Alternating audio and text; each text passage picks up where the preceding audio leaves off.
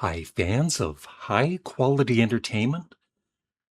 This is the start of the series where I'm ranking and reviewing all of the Beatles albums once again. I'm sure I've done it more than once in the past, in the past 20 years, but some some things really do change throughout the years. Certain songs you start loving more than other songs, and songs that you used to love a lot, maybe a little less. Uh, Maybe not so much with the Beatles. Because for me, the Beatles are the ultimate band. I think they're the only band that had a fairly long, a few years, that had a career where their whole discography is as close to perfect as possible. I'm not saying there's some songs better than others, of course, but they're the best. So I'm going to be starting my review with, of course, their debut album, Please Please Me. And I'm also reviewing with the Beatles, A Hard Day's Night, Beatles for Sale, Help, Rubber Soul, Revolver, Sgt. Pepper's Lonely Hearts Club Band, Magical Mystery Tour, The Beatles, also known as the White Album, and I've decided, yeah, people would complain if I did. So I'm including the Yellow Submarine soundtrack. And I guess I'll have to listen to side two with all the orchestrations. I think I've only maybe played side two maybe once in my life. Let It Be. And I'm going to do a review for Let It Be before Abbey Road, even though Abbey Road was released before Let It Be. Of course, Let It Be was recorded before Abbey Road. So I'm leaving Abbey Road for last. And I'm also going to do, I'm not sure yet, but some kind of review for Past Masters, all of the extra songs.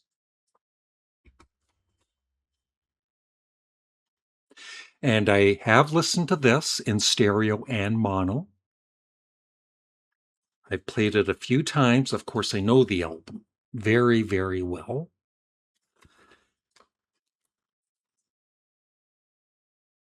And once again, I've got the best sound system I've ever had. Great receiver, great CD player, great headphones.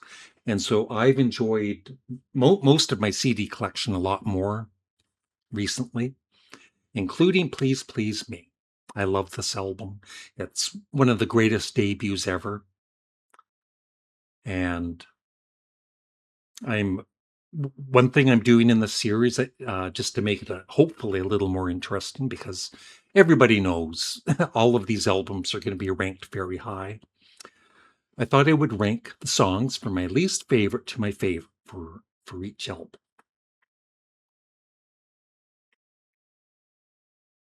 So I'm kind of trying to remember when I first heard this, because I think in 1964, I think my sister possibly had Meet the Beatles, the Canadian version of With the Beatles, but I don't think we ever had this. I think we had the Canadian Twist and Shout album for sure. And I do remember the 45s, especially uh, There's a Place. I think that was the B side to one of the songs. And of course, because I'm 68 years old, I saw the Beatles on TV live on the Ed Sullivan Show. It's definitely one of my first memories as I think I was about to turn 6 years old. Yeah. And it's just, it's just burnt into my memory. And so even though this has quite a few cover versions, Even back in this time period, it was very rare, I believe, for a group to write any of their songs, right? There was Buddy Holly, of course, who wrote, and that's why Paul's such a big fan of Buddy Holly. He wrote his own songs, he produced and everything. But the Beatles did write some of these songs. I Saw Her Standing There, Misery, Ask Me Why, Please Please Me, Love Me Do, P.S. I Love You. I'm just noticing here, it's I don't was this on the original album because it says McCartney Lennon instead of Lennon McCartney for the credits.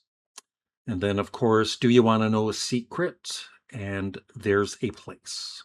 So in my ranking, I went to Spotify and I listened to all the, bits of each song again even though I know them very well, and I ranked them, and this is the ranking. Number one, even though it's a cover song, some people are going to say that's not a Beatles song. Yes, it is a Beatles song. The Beatles recorded Twist and Shout, so it is a Beatles song, even though it's a cover version. It's number one because John Lennon just tore the roof off of Abbey Road Studios with that performance. And then I Saw Her Standing There in second place. There's a Place I think is probably rated higher than maybe some other Beatles fans would rate it, but that is truly, I think it might have even been the first song besides the Ed Sullivan Show, the first song that I ever heard by the Beatles. And then Please Please Me, Boys. Boys has really gone up in my rankings. Ringo kills it on the vocals. Way to go, Ringo. And the song truly rocks. Just love it. And then John's vocals on Anna Go to Him and Baby It's You. They're so good. Love Me Do, I have a new respect for. That would have been lower in the rankings. But it is. It's a simple song, but it's just so good, right? And my least favorite is Chains, even though it's still a very good song. And A Taste of Honey, I even have a new appreciation for. Yeah, I think it used to just bug me when Paul would sing sweeter than sweeter than wine, but it's just his accent. And so in my ranking for this album, it's a number one place because it's the only one I've ranked so far. And I'm going to rate these out, A, B, C, A minus, B plus. I'm going to give it a solid A because I think it's a solid debut album. It's almost perfect. And of course, the only thing is, only about half of the songs were written by Lennon and McCartney. But even George, I know that George wasn't that keen on his vocals for Do You Want to Know a Secret? But I think he did a great job on that song. And so Please Please Me, number one. And I'm honestly not sure if with the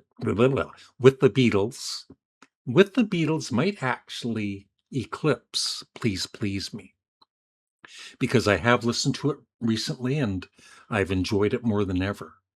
But we'll see in the next video in a few days. I'm going to listen to it a few times more. And I would love your thoughts on Please Please Me in the comment section below. Let me know what your favorite songs are and what your least favorite song is on the album. Please remember to like the video and looking forward to your comments below. Goodbye. Have a great day.